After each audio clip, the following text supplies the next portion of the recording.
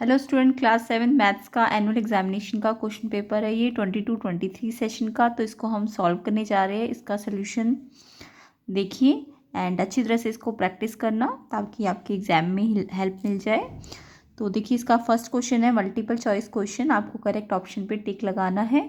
तो first question है the symbol of congruency is.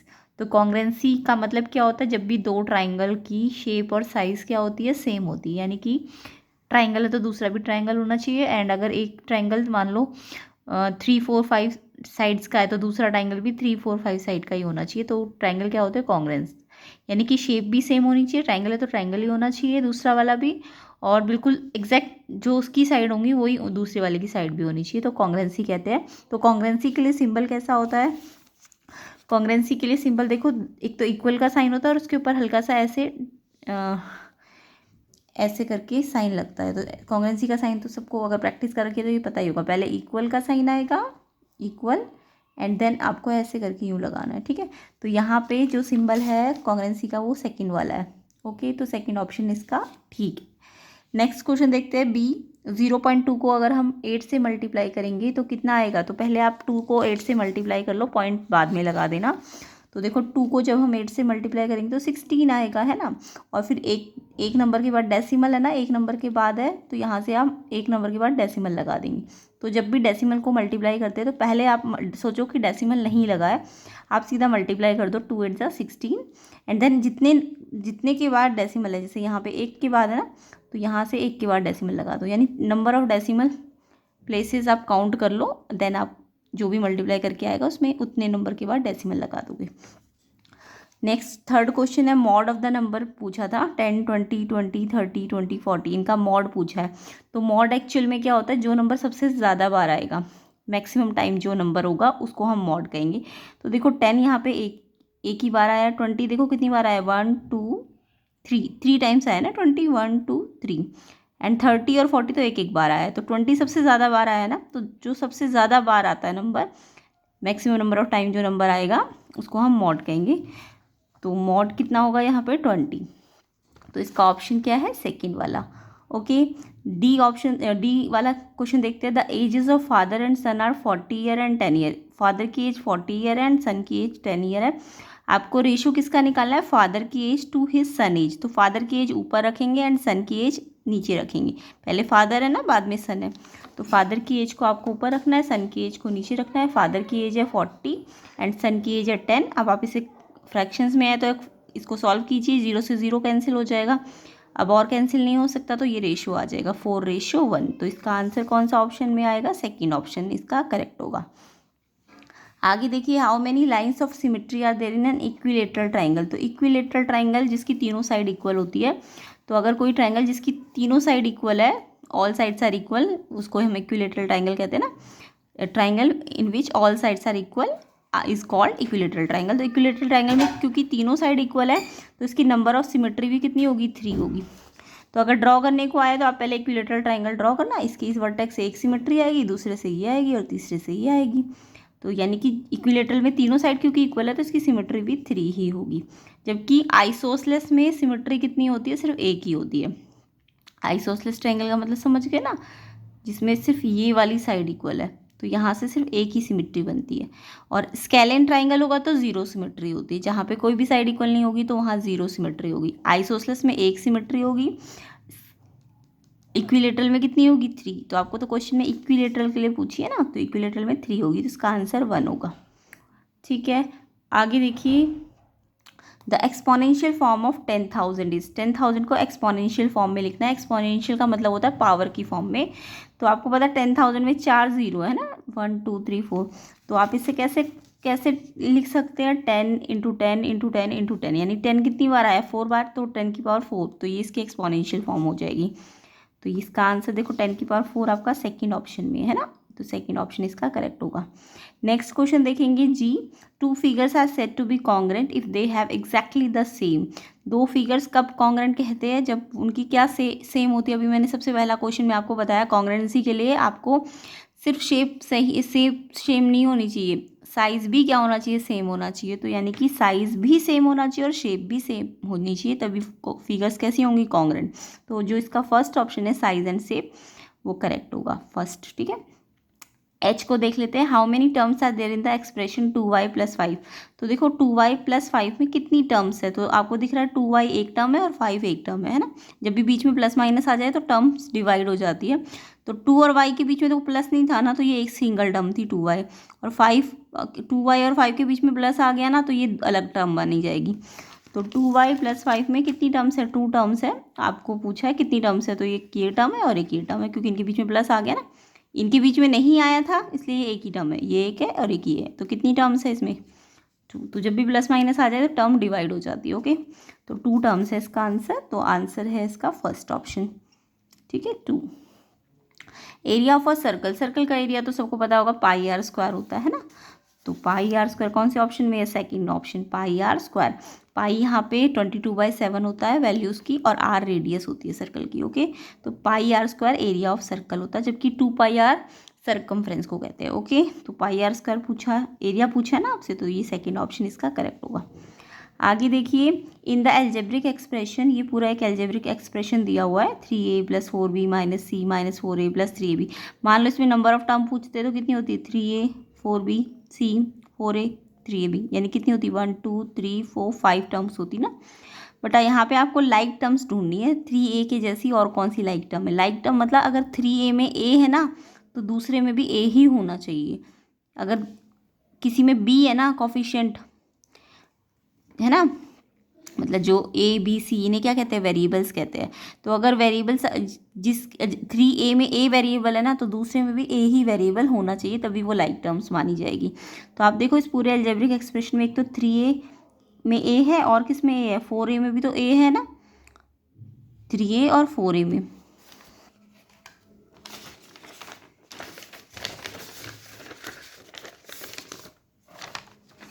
तो इस 3a में भी a है और 4a में भी a है, तो ये वाला इसके जैसा है ना, तो इनको हम लाइक टर्म कहेंगे। तो 3a के जैसा कौन सा है, 4a, इसमें नेगेटिव साइन है तो नेगेटिव भी लगाना, ठीक है। तो जब भी हम टर्म अलग करते हैं ना, तो इन प्लस माइनस को हटा के कॉमा लगाते हैं, तो पता है ना सबको।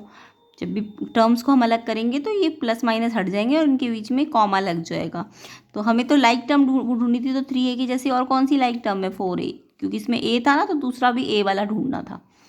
तो 3a के जैसा लाइक टर्म क्या होगा, 4a माइनस का, क्योंकि माइनस लगा है। तो ये ऑप्शन कौन से ऑप्शन में है, आपका थर्ड ऑप्शन इसका करेक्ट है। नेक्स्ट क्वेश्चन देखेंगे, द रेशनल नंबर 20 अपॉन का साइन है, ये देखो 20 अपॉन -40 इन स्टैंडर्ड फॉर्म। तो रेशनल नंबर क्या होता है, जब आपको न्यूमरेटर अपॉन डिनोमिनेटर दिया हो, तो न्यूमरेटर 20 और डिनोमिनेटर -40 आपको स्टैंडर्ड फॉर्म में लाना है। तो देखो 20 अपॉन 40, 20 अपॉन 40, और 40 में माइनस का साइन है। अब आपको इसको स्टैंडर्ड फॉर्म का मतलब इसे कैंसिल करना है, सिंपलेस्ट फॉर्म लानी है इसकी। तो पहले तो 0 से 0 दोनों के एंड में है, तो हट जाएगा, है ना, लास्ट में होता है तो 0 हट जाता है, कैंसिल हो जाता है। या 10 से कैंसिल कर दो, 10 2 जा और 10 4 जा, तो मैंने पहले 0 हटा दिया। अब ये 2 और 4 2 के टेबल से डिवाइड हो सकते हैं ना, दोनों के दोनों सेम टेबल से डिवाइड होने चाहिए। 2 1 जा 2, 2 2 जा 4। अब इससे ज़्यादा ये सिंप्लीफाई नहीं हो सकते, तो ऊपर 1 आ जाएगा और नीचे 2 आ जाएगा, और साइन एक माइनस का है तो लगेगा, अगर 2 माइनस के होते तो हट जाते, ठीक है। तो इसका आंसर आएगा -½ ये इसकी स्टैंडर्ड फॉर्म होगी। तो इसका आंसर -½ देखो फर्स्ट ऑप्शन में है, तो इसका फर्स्ट ऑप्शन करेक्ट होगा। इसके बाद आपको 0.04 को परसेंट में बदलना था। तो 0.04 को अगर परसेंट में बदलेंगे तो पहले तो इसका डेसिमल हटाएंगे हम। तो देखो 0.04 दिया हुआ है आपको, पहले आप इसका डेसिमल हटाना। देखो डेसिमल यहाँ से काउंट करो, 1 2 2 के बाद है ना, तो नीचे 2 0 आ जाएंगी। जितने के बाद डेसिमल होता है उतनी 0 नीचे आ जाती है, यानी 2 के बाद है तो 100 आ जाएगा नीचे। और जब भी परसेंट में बदलते हैं ना, तो इंटू 100 तो हम करते ही करते हैं। जब भी परसेंट में बदलेंगे तो 100 एक्स्ट्रा ये इंटू तो करना ही होता है। ये वाला 100 कौन सा है, इस डेसिमल को हटाने से जो आया है, ठीक है। अब क्या हुआ, ये परसेंट का 100 है और ये इस डेसिमल को हटाने का 100 है, तो ये 100 से 100 कैंसिल, क्योंकि इंटू में ऊपर नीचे कैंसिल हो जाता है। तो सिर्फ कितना बचा, 4 ही तो बचा, तो 4 किस में चेंज हो गया, परसेंट में। तो 0.04 को अगर हम परसेंट में बदलेंगे तो कितना आएगा, 4%। तो इसका आंसर आपका फर्स्ट ऑप्शन है 4%, ओके। आगे देखिए question number 2, out of 15,000 voters in a constituency 60% voted. 15,000 voters है एक कॉन्स्टिट्यूएंसी के अंदर, उसके अंदर सिर्फ वोट कितनों ने दिया है, 60% ने। तो बाकी जो बचे होंगे वो वोट जिन्होंने वोट नहीं दिया होगा, तो अगर 60% ने वोट दिया है तो percentage of voter who did not vote, तो टोटल परसेंट 100 होती है ना, तो 100 में से अगर हम वोटेड परसेंटेज को माइनस कर दे तो डिड नॉट वोट वाली परसेंटेज निकल के आ जाएगी। तो जब आपको एक की परसेंटेज दी और दूसरे की निकालनी होती है तो 100 में से माइनस कर देते हैं।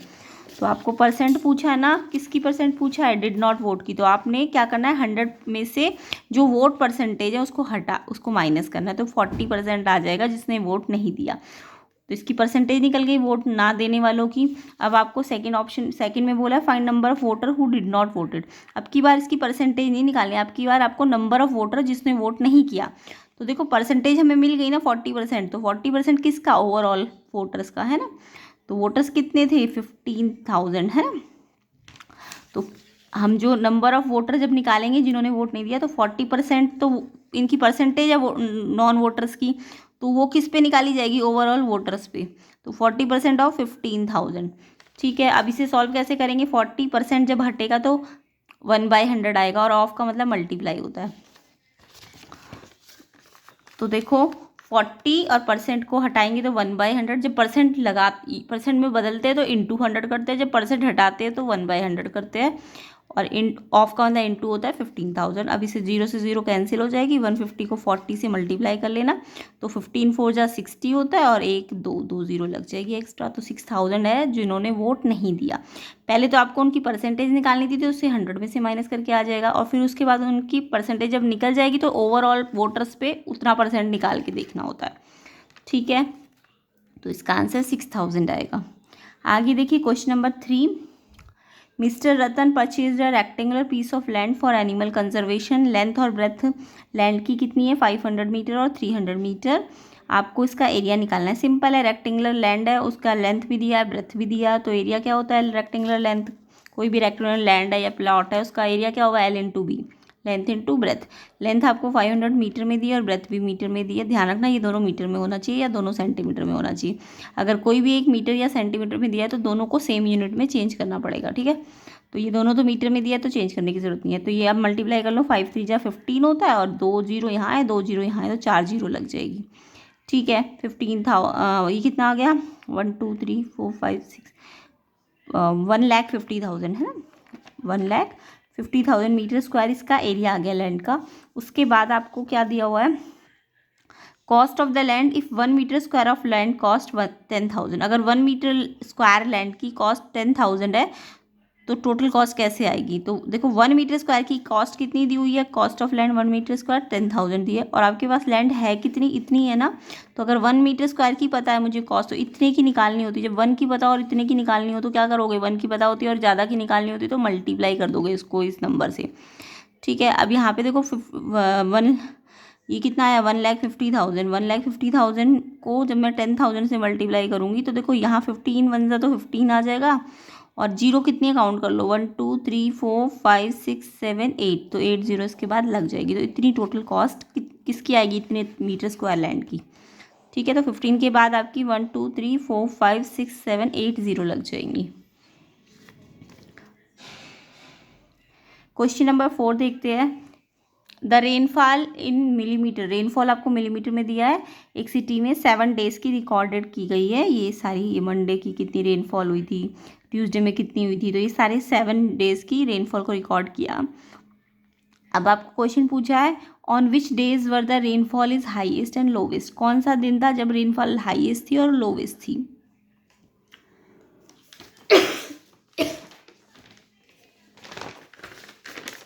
तो देखिए अगर हम इस टेबल को स्टडी करें तो सबसे ज़्यादा रेनफॉल आपको कौन सी वाली दिख रही है, 0 है, 1 है, 2 है, 3 है, 5 सबसे ज़्यादा है। तो देखो 5 सबसे ज़्यादा ना, ये वाली, तो सैटरडे में है ये।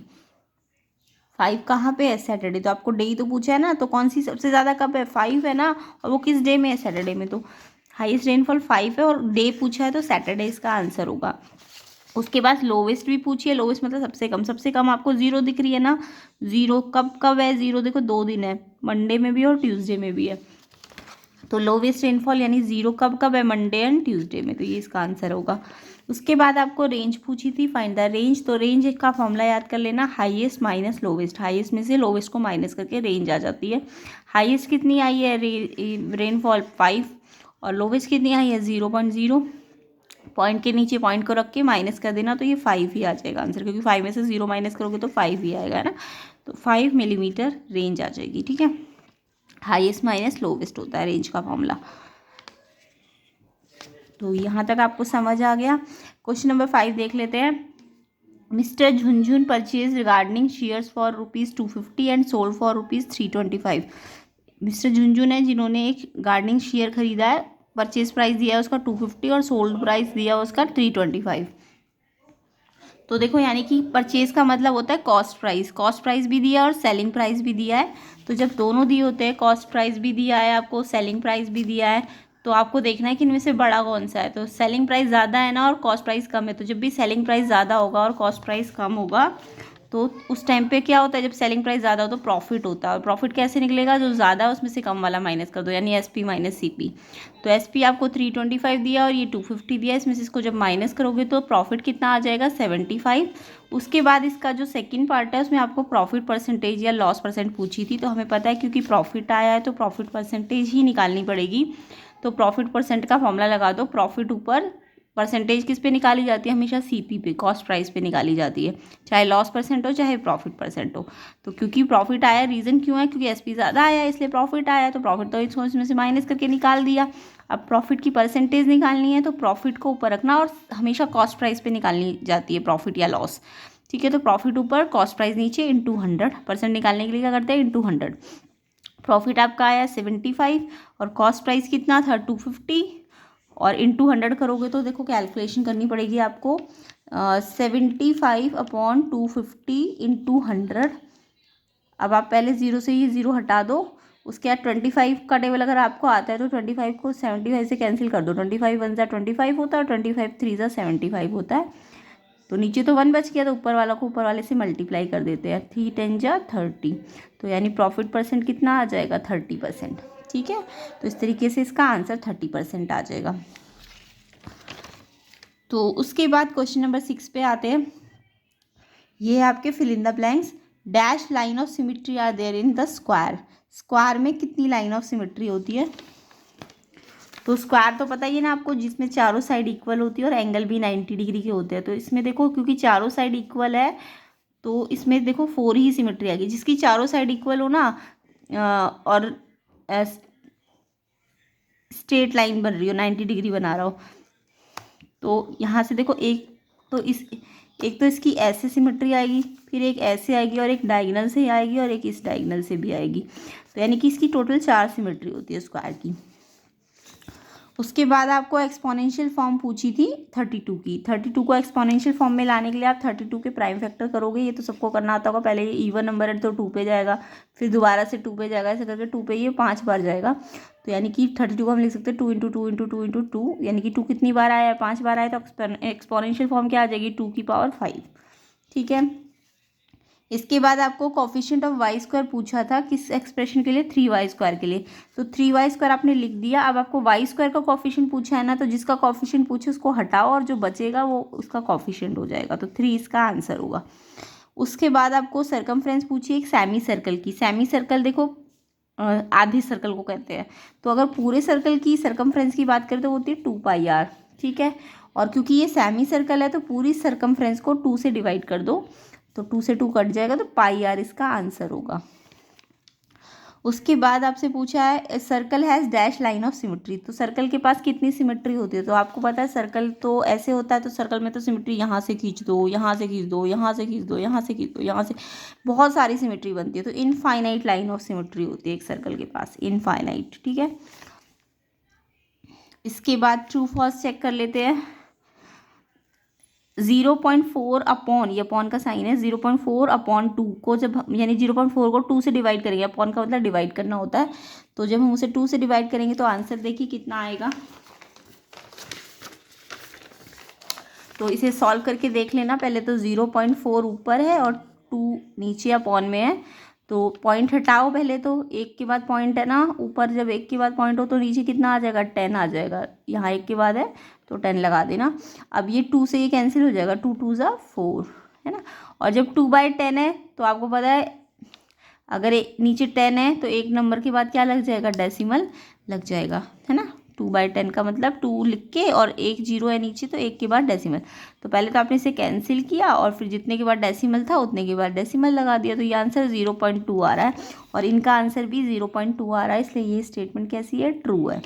तो ए वाली स्टेटमेंट कैसी है, ट्रू है, क्योंकि हमारा आंसर भी इतना ही आ रहा है। उसके बाद आपसे बोला है letter A of English alphabet की रिफ्लेक्शनल सिमेट्री होती है हॉरिजॉन्टल भी और वर्टिकल भी। तो देखो लेटर ए अगर हम लिखें तो इसकी तो सिर्फ वर्टिकल सिमेट्री आती है, यहाँ से ये मिरर हाफ बना रहा है, जबकि यहाँ से अगर हॉरिजॉन्टली देखें तो हॉरिजॉन्टली में तो इसकी शेप सेम थोड़ी ना आएगी, यहाँ से अलग आ रही है, यहाँ से अलग आ रही है, तो ये हॉरिजॉन्टल सिमेट्री तो दिखाता ही नहीं है, सिर्फ वर्टिकल दिखाता है। जबकि क्वेश्चन में कह रहा है कि ये वर्टिकल भी दिखाएगा और हॉरिजॉन्टल भी दिखाएगा, तो ये तो फॉल्स लिखा है ना, ये सिर्फ वर्टिकल सिमेट्री दिखाता है, तो ये फॉल्स होगा बी वाला। नेक्स्ट देखेंगे the ratio of 4 centimetre to 80 centimetre, 4 centimetre to 80 centimetre, TO2 का मतलब अपॉन लगा देना होता है, ठीक है। 4 सेंटीमीटर ऊपर लेना है, 80 सेंटीमीटर नीचे लेना है, ये ध्यान रखना दोनों सेंटीमीटर में होने चाहिए, अगर दोनों यूनिट डिफरेंट है तो आपको सेम यूनिट में कन्वर्जन करना पड़ेगा पहले। तो यहाँ तो सेम यूनिट है तो कोई कन्वर्जन करने की ज़रूरत नहीं है। अब 4 को 80 से डिवाइड करना है, रेशियो का मतलब डिवाइड होता है, तो 4 1 ज़ा 4 और 4 में 80 का आता है 2, 4 2 ज़ा 8 और 0 1/20, यानी रेशो क्या आ जाएगा 1:20।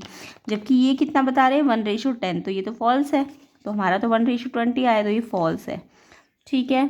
आगे देखेंगे 10% इतना होगा 1/10, तो 10% अभी मैंने आपको बताया 10% जब हटता है तो क्या लगाते हैं 1/100, ये ध्यान रखना, जब भी परसेंटेज लगा होगा तो हटाएंगे तो 1/100, और जब बदलेंगे परसेंट में तो into 100। तो यहाँ से अगर हमने 1/100 किया परसेंट को हटा के तो 0 से एक 0 कट गया, तो आंसर क्या आएगा 1 1 ज़ा 1/10, तो 1/10 आ रहा है, इनका भी 1/10 आ रहा है ना, तो ये ट्रू है आपका, ठीक है। इसके बाद आपको अमाउंट का फॉर्मूला लिखा है प्रिंसिपल प्लस इंटरेस्ट, तो ठीक है, प्रिंसिपल जो हम लेते हैं, जो उधार लेते हैं, बोरो करते हैं, उसे प्रिंसिपल कहते हैं, और उसके बाद उसमें क्या लग जाता है इंटरेस्ट। तो जब हम दोनों को जोड़ देंगे तो वो जो अमाउंट हमें वापस करना होगा उसी को तो हम अमाउंट कहते हैं ना। तो अमाउंट कैसे आता है, जब प्रिंसिपल जो हमने लिया है उसमें इंटरेस्ट को जोड़ेंगे, तो ये ट्रू है, ये अमाउंट का फॉर्मूला ठीक है, प्रिंसिपल प्लस इंटरेस्ट को मिला के ही क्या बनता है, अमाउंट बनता है। तो यानी ये वाला स्टेटमेंट आपका ट्रू है, ठीक है। फॉल्स सिर्फ बी और सी है, बाकी ट्रू है। इसके बाद आपको इसके आंसर्स देने हैं 1 वर्ड में, तो ये हम नेक्स्ट पार्ट में करेंगे, ठीक है। नेक्स्ट पार्ट वीडियो का आप वेट करिएगा, और वीडियो को शेयर ज़रूर करना, चैनल को सब्सक्राइब कर देना। इसका कंप्लीट सोल्यूशन आपको इसके नेक्स्ट पार्ट में मिल जाएगा, ये सारे क्वेश्चंस आपको नेक्स्ट पार्ट में मिलेंगे।